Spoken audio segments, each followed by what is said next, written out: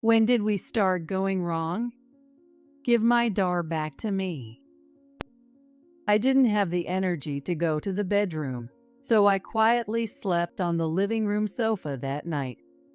A few days later, my son-in-law, Andrew, visited me before heading to work. It's almost over. Leaving those words behind, Andrew headed to work. His unusually firm tone gave me a sense of unease, but I didn't think much of it. That night, my husband David came home and headed straight to the bathroom without saying a word. I no longer felt anything towards his back. Even though our relationship was so cold due to the layout of the houses, I still had to sleep in the same room. I quietly entered the bedroom after David fell asleep. However, I couldn't fall asleep, even with my eyes closed. I tossed and turned, unable to sleep, as the clock struck midnight. At that moment, I felt someone's presence in the room. With my heart pounding, I opened my eyes and saw Andrew standing there. Why? Ignoring my question, Andrew pulled me out of bed and forcibly pushed me into the closet. He then squeezed in with me and closed the door just enough to see the room. What's going on? Keep quiet. Andrew silenced me with one hand, and I couldn't help but comply. He quietly watched the room through the crack in the door. It's almost time. I didn't know what we were waiting for, but I complied with him. A few minutes later, something happened. What? I gasped at the clear and eerie change in the bedroom, unable to do anything but watch. People prefer happy endings over sad ones. A conclusion where no one is missing and everyone is smiling happily. But does a story where everyone is happy even exist? Isn't someone's happiness always accompanied by someone else's misfortune? This is the story of my happy ending. Happy birthday, Mom. I am Stephanie, and I am turning 57 this year. At this age, it's normal not to remember your own age. But I do because my daughter Emily always congratulates me thoughtfully every year. This year, she gave me a beautiful fountain pen, something I can use regularly as I work full-time. Last year, it was a purse. And this is from me. Happy birthday. Emily, who has grown up so kind, has a husband. His name is Andrew, a former colleague of Emily's.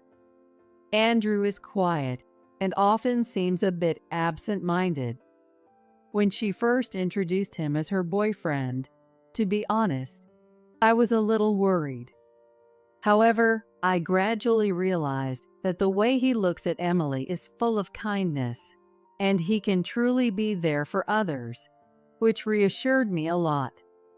Even now, though he speaks a bit hesitantly, the present he handed over was carefully wrapped, and inside was a lovely scarf. Andrew is very polite and also a very kind person. I am happy to be surrounded by such wonderful people. Thank you, both of you. I'll cherish it. Thank you too. And guess what? I bought a cake, so let's eat it soon. I'll cut it. Thanks, honey. Okay, Mom, sit right here. The cake was neatly divided into 4 pieces. Yes, we are not a family of 3. As Andrew was distributing the cake onto plates, the living room door opened. You guys are noisy. Dad. Hi. It's Mom's birthday today. Oh, is it? Do you have a piece for me too? Yes. Here you go. Keep it down.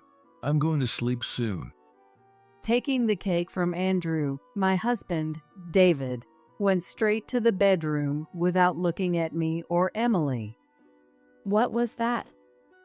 Not even a happy birthday to Mom. Well, it can't be helped. It's been like this for years. I don't mind anymore. David used to be a very kind person. We had promised to be good parents together and had Emily. At first, I thought David was trying to be a good father too. He would rush to Emily before I could when she cried and would bring home toys almost every day. But raising a child, for better or worse, takes up a lot of time. David started prioritizing his desires over spending time with Emily. As a result, young Emily didn't become very attached to David. Perhaps because he didn't like that, David began to avoid spending time with Emily even more, eventually only coming home to sleep. No matter how sick Emily or I got, David remained indifferent, and it seemed the emotional distance between us only grew.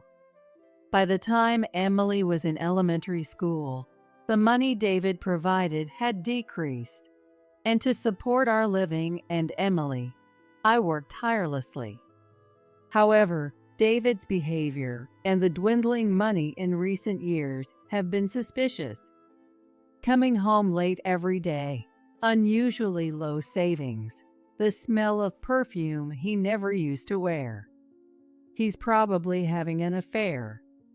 Or maybe he's hooked on nightclubs. Either way, it doesn't matter. He's long past the point of being forgiven. Yet, he's so clever at hiding it that I can't get definitive proof, and time just passes in this ambiguous state. I'm sorry, Mom. It's okay. You don't have to apologize. All right. If anything happens, let me know right away. Well, I think we should get going. Thank you for having us. Sure. Take care. I quietly sighed as I saw them off at the door. We currently live in a separate house on the same property. When Andrew, who had no family, came to live with us as a son-in-law, we decided to build another house on our property, considering David's situation. Even so, we still have dinner together in this house, and we spend more time together than with David. We're so close that I feel there was no need to build a separate house. To me, they're my family, and I plan to continue living with the three of us somehow. However, such a life didn't last forever.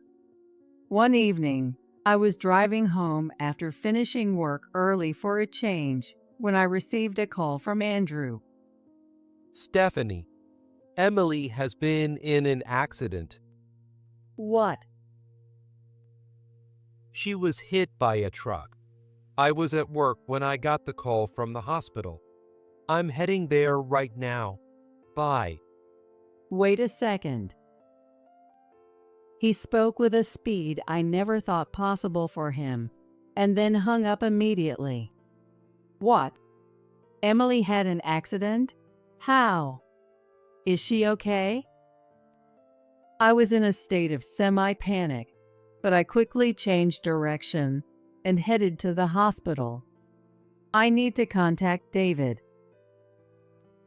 Even though he usually doesn't show much interest in us, I thought surely he would rush over in an emergency involving his daughter. The monotonous dial tone echoed in the car, but it never stopped. No matter how many times I called, he never picked up. It was as if he didn't care about us at all. I even called David's workplace, but they said he had already left for the day. He left work but isn't answering his phone? Where on earth is he during Emily's crisis? Anger welled up inside me, but when I saw Emily's changed appearance at the hospital, none of that mattered anymore. Emily. Is this really Emily? Really? When I arrived at the hospital, I was led to a cold room, not a waiting room or treatment room, but a place with several things covered in white cloth. One of the cloths was pulled back, and Andrew was standing next to it. It was unmistakably a person. Red and black wounds on the skin, black hair. But it no longer had a human shape. The sight made me dizzy. It was Andrew who supported me as I almost collapsed. She apparently saved a child from being hit. It's so like Emily, isn't it? His hand, which was supporting me, was terribly cold, and his voice was filled with a pained, bitter laugh. That form, barely recognizable, had half of its face intact, making it painfully clear that this was Emily. But if I looked just a little away, what should have been there was missing. While the police officer explained the situation calmly, I couldn't stop sobbing. Why did it have to be Emily? Emily did nothing wrong. Why take her from me? My emotions were in turmoil, and I was so distressed, I couldn't understand what I was saying. But there was nothing else I could do. I felt that if I didn't let out all the tears and emotions, I would lose myself completely. Andrew gently held me, his face contorted with frustration. He occasionally sniffled too. Andrew, who is much younger than me, is trying so hard. What am I supposed to do now? Everything felt meaningless. What happened next was over in a flash. The police investigation found no foul play. It was just an accident, and Emily was hailed as a hero for saving the child. The funeral was incredibly large, and it was quite a challenge. As her mother, it made me a bit happy to realize just how many people admired Emily. Andrew seemed to feel the same, looking somewhat proud. However, during the funeral, there was no word from David. I informed him of the situation only after everything was over. I called you multiple times, you know? I spoke to him as he silently walked in through the front door. David looked a bit surprised as he turned to face me, since I hardly ever spoke to him. There were traces of bright red lipstick around his mouth, which made me feel disgusted. But what did you want? What were you doing? Work. Don't answer a question with a question. So, what did you want? I called his workplace again, and they told me David had taken a few days off. Work? Don't make me laugh. But I no longer had the energy to say that. Emily was in a car accident. We had her funeral yesterday. I see. That's unfortunate. It felt like a blow to the head. What kind of father talks about his daughter's accident as if it were someone else's problem? No sign of sadness or distress. Shouldn't he be more upset? Yes, very unfortunate. So, what were you doing during Emily's emergency? I told you work. It's unfortunate about Emily, but I was working. Don't make me repeat myself. David said that in an irritated tone and disappeared into the bedroom. My hands clenched on my lap. I'm so frustrated. David's behavior showed he felt nothing, even after Emily was gone. And more than anything, I was angry at myself for not being able to say anything back to him. How did it come to this? When did we go wrong? Give me back Emily. I didn't have the energy to go to the bedroom that day, so I quietly fell asleep on the living room sofa with my bad feelings swirling inside me. Since then, the days David came home have clearly decreased. Tonight, it's just Andrew and me having dinner together. The table, full of empty seats, has no smiles. Only a lonely feeling lingers there with a heavy atmosphere. Since then, I haven't been able to do anything and am currently on an extended leave from work. Even at home, I don't do anything, just stare at photos of Emily. Seeing me like this, Andrew often helps with the housework. He frequently expresses concern, but I can only give vague responses each time. I feel a bit sorry for him, but I didn't want to think about anything for a while. Andrew sometimes mumbles as if he's talking to someone, but even that doesn't matter to me. One day, Andrew visited my house before heading to work. In the morning, he's usually busy getting ready, so he typically comes in the evening. What happened? What's wrong? It's almost over. What's almost over? Before I could ask, Andrew had already left for work. His unusually firm tone gave me a slight sense of unease.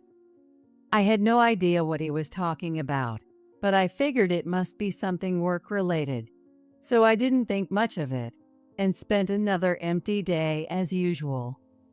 That night, for the first time in a while, David came home. He said nothing and headed straight to the bathroom, leaving me with no feelings toward him anymore. Still, due to the layout of the house, I had to sleep in the same room. I quietly entered the bedroom after David had fallen asleep, but I couldn't fall asleep, even with my eyes closed. I tossed and turned, unable to sleep, as the clock struck midnight. At that moment, I felt someone's presence in the room. Wondering what was happening, I opened my eyes and saw Andrew standing there. "Why are you here?"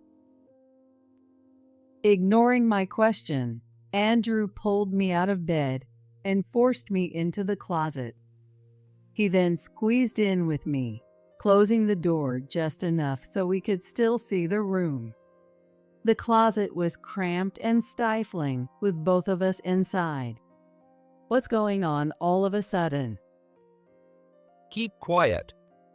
Andrew silenced me with one hand, and I couldn't help but comply.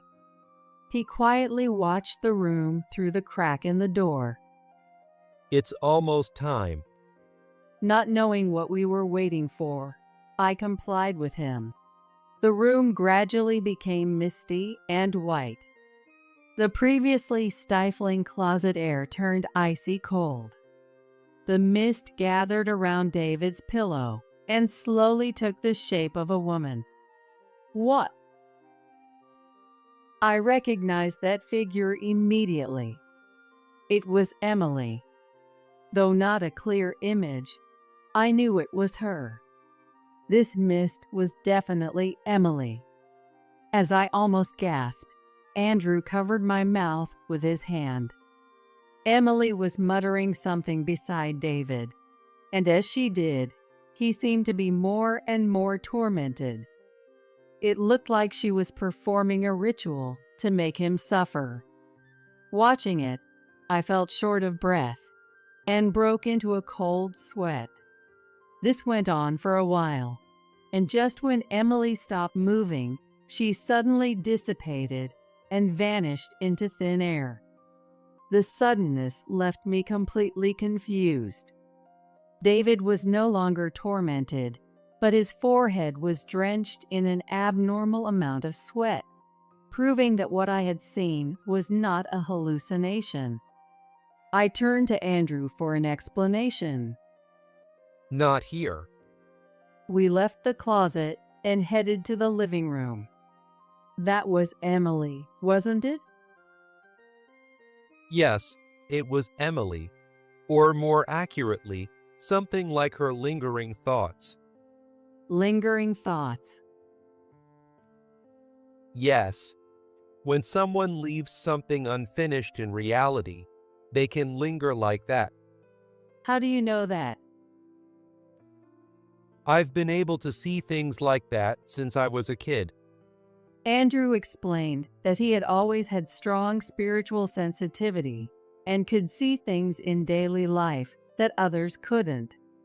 This often made his days exhausting, and he apologized for sometimes seeming distant because of it.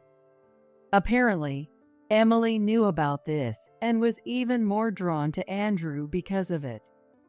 It truly felt like something Emily would do. She was always such a curious and fascinated child.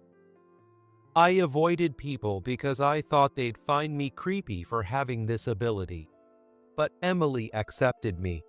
So, I decided to stay by her side forever. Andrew looked nostalgically into the empty space. There was nothing there, but I knew Emily must be there, even if I couldn't see her. I had never believed in ghosts much before, but after witnessing what I had just seen, I couldn't help but believe. When Emily was gone, I couldn't sleep at all that night. But I felt her presence. At that time, I couldn't see her clearly yet. I see. But after a while, I started seeing her clearly. Now, we can even talk. The times when Andrew seemed to be talking to someone, it was with Emily, whose thoughts had lingered here. It's not just watching over, but actually talking to her. I can talk to Emily again, who I thought I'd never speak to again. But no matter how hard I looked, I couldn't see Emily. I was very envious of Andrew's ability. Did Emily say anything? The first thing she did was apologize. She said she was sorry for leaving so suddenly. Emily, it's not your fault. You did nothing wrong. You are a hero who saved a child. She was very worried about you, Stephanie. She wanted you to recover soon. There was no way I could recover. Emily was everything to me. She was my reason for living, my only family. And she was very angry at David. That's why she acted like that tonight, to express her anger. I'm sorry for scaring you. I see. But why did you put me in the closet? Honestly, spirits and lingering thoughts are unpredictable. I was worried that Emily's negative emotions might affect you. I understand. It did feel a bit suffocating. Did Emily have something to do with David coming home suddenly today? Yes, Emily did something. I'm not sure about the details, but spirits are mysterious, aren't they? Andrew shrugged his shoulders. I had many thoughts about David and always wanted to confront him. Maybe now is the perfect chance. It's time to settle things in this broken family. Andrew, do you have time tomorrow? What? Oh, yes, I think so. Let's put an end to this. I want to have a proper talk with David. Do you think Emily will join us? She's nodding and smiling widely. She probably has a plan, though I don't know what it is. That's a reassuring ally. Well, let's get some sleep now. All right. Oh, and one more thing. Emily really cares about you, Stephanie. So please, don't overdo it. I understand. Good night. Andrew, and probably Emily too, went back home. I didn't want to return to the bedroom, so I lay down on the living room sofa. Unlike earlier, I quickly fell into a deep sleep. Despite the uncomfortable sofa, it was the best sleep I had in a long time. The chirping of birds woke me up. Pleasant sunlight streamed in through the gap in the curtains, making it a very pleasant morning. As I sat there for a while, lost in thought, I suddenly heard a scream from the bedroom and the sound of heavy footsteps running. Stephanie, I was wrong. I've been cheating all this time. I'm sorry. Please forgive me. David burst into the living room and immediately apologized with great urgency. I was stunned by the suddenness, but I guessed that Emily must have said something to him in his dream. Why did you do it? After Emily was born, you were always focused on her. At first, I was just messing around to get back at you, but then it got out of hand. I see. I'm really sorry now. I'll never do it again. Emily made me realize. Let's start over as a couple. David's voice was on the verge of tears. A grown man crying and pleading over his own mistakes was pathetic. It's too late. A man who was cheating even at the end of Emily's life. Do you think I could ever forgive that? My voice came out colder than I had imagined as I responded to David's pleading. David flinched, surprised by my coldness. But if only you hadn't been so focused on Emily and ignoring me. It's not just my fault, it's yours too. David raised his voice in desperation, making me tense up. At that moment, the front door opened, and Andrew walked in. Seeing him, or rather the empty space to his left behind him, David started to shake. Oh, so you can see her, David. Emily, no, it's not like that. I never stopped caring about you. I was just lonely. I wanted to attend your funeral. I really did. David desperately tried to explain, but he was speaking to empty air. Yet, I knew Emily was there. Emily is really angry right now. For Stephanie's sake. I still couldn't see anything, but David's panic made it clear that this was real. But his shallow words won't make any difference.